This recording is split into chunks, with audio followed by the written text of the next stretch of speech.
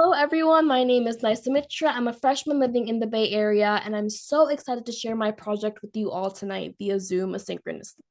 Huge shout out to my amazing mentor, Samantha O'Connell, for all her support. And yeah, let's get into my project, why I started it, and everything in between. So, my project is on the power of diversion, how positive distractions alleviate discomfort in adults. All right, so for tonight's agenda, we're going to be talking off with what my project is, why I started it, the two big picture questions following my two hypotheses, logic and design, the methods, the procedures I carried out, the results, of course, and some inferences that I made at the end. Okay, so starting off with what my project is. So as you probably could have tell from my title, my project is centered around the core of diversion, specifically how diversion is the act of shifting attention away from discomfort or pain, reducing one's perception of it.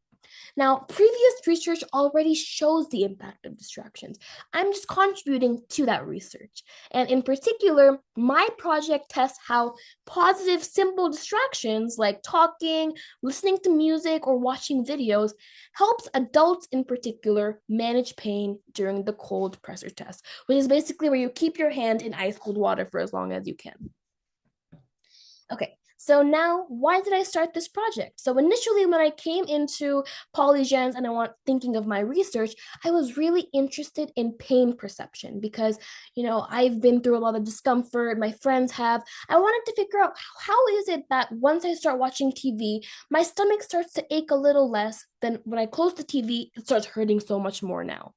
So however, I couldn't really get into the nitty gritties of the nerve receptors, the pain receptors, and the neurology aspect of it because I don't have lab access. So I used my own accessibility to kind of make this project about how these simple distractions help alleviate discomfort. So, with my motivation and my interest in pain perception, that kind of tied into why I started it. And, this is also for some research exposure as well.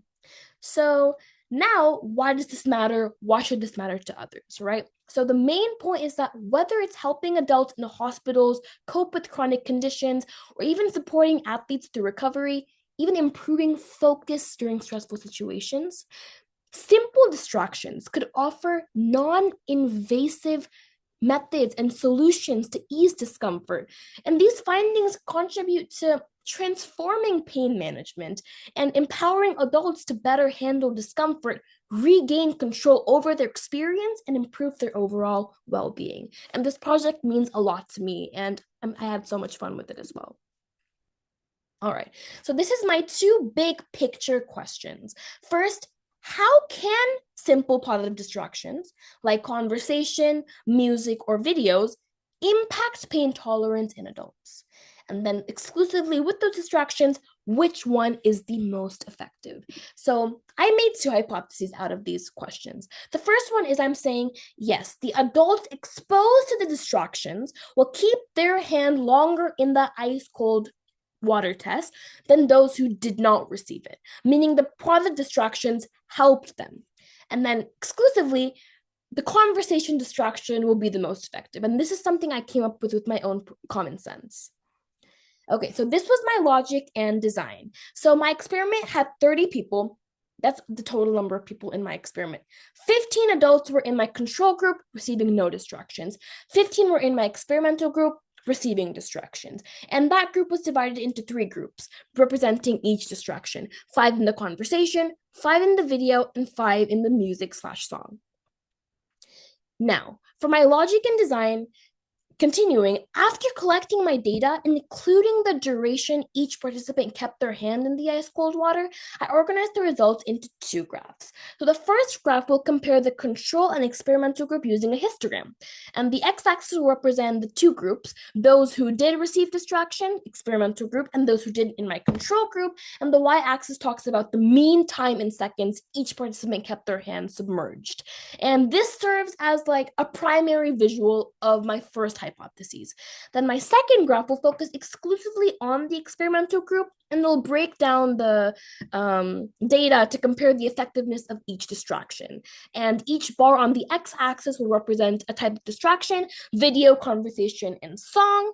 And the y-axis will again display the mean amount of seconds the participants kept their hands submerged.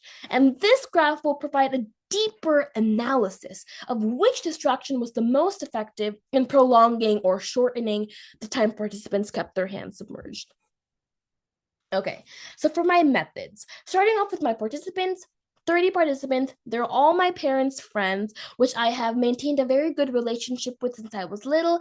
I've been seen as a friendly face. They've known me since for so many years, and I'm so thankful that they trusted me enough to do this experiment. And they laughed it off later because it's such a fun, easy one as well. And I'm just so grateful and thankful for these connections.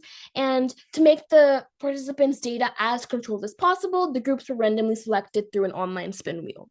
For my materials, for the ice cold water test, a bowl of ice cold water, a timer for my phone, my computer, which measured all my data, tissues, a song, which kuch hota hai, which all the parents knew, a TV to play a video, and I used Jasmine Excel to analyze my data.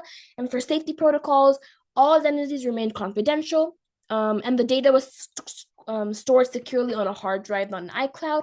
And for the safety purposes of my experiment, I made it very clear to each participant that they can take their hand out of the water whenever they want to. No pressure, and the temperature of the water is safe for human contact. Okay, so now my procedures. So the first one is setting up and participant assignment. For each participant, I reviewed the consent form with them and ensured they sign it. I gave them a participant number, and then I asked them 3 questions for baseline data as my pre-survey: their age, gender, and ethnicity. Then for the experiment execution. So I led everyone into an empty room, sat them down at a table, and with the cold pressure test in front of them. And then I told everyone, regardless of control or experimental, hey, let's play a game. Try to keep your hand in that ice cold water for as long as you can. No pressure, take it out whenever you want to, but for the sake of the game, keep it in for as long as you can. I told that to everyone. Now here's where things get different. For the control group, I told them, I'm not going to be in the room with you. I want you to keep your hand in the water and stare at it. Try not to look at anywhere else. Don't think of anything else. At least try. And tell me when you put it in. And I'm going to be at the door, and I'm going to put the timer on. So I'm not going to be in the room with them.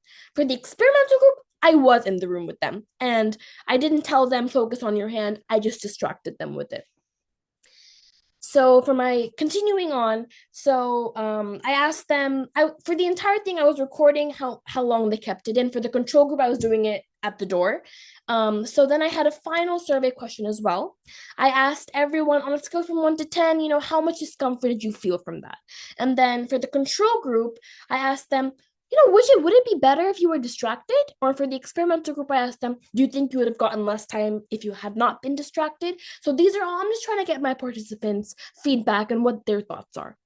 So here are my results. So surprisingly, they worked out in my favor. I was not expecting this at all. So as you can see, this group represents the average time versus the type of group, and the experimental group kept their hands submerged almost 3 times as much as the control group. And you can see from standard error that someone from the control group got more than the experimental group, and someone from the experimental group got as much as the control group. I'm going to be discussing these outliers in my inferences. And with my other graph, this also worked out in my favor. The conversation group was the most effective. And yes, this graph represents the mean time versus the condition. All right, so for my inferences, my key takeaways, both hypotheses were correct, and I had a lot of fun with this experiment. This really kind of opens doors and shines light on what I like to do and my passion. Now, for the challenges, I'm going to be honest, keeping the environment controlled was difficult. These are busy adults with their own lives, and it was hard to kind of meet with them in person. And bias did cause outliers. As you saw, one participant actually read an article about hypothermia, and they removed their hand immediately. And another presented unusually high pain tolerance, skewing results.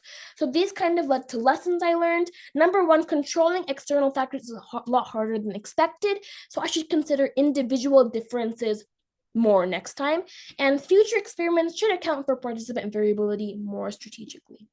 And thank you so much for listening to my presentation. I had so much fun with this, and I hope everyone have a great night. Thank you.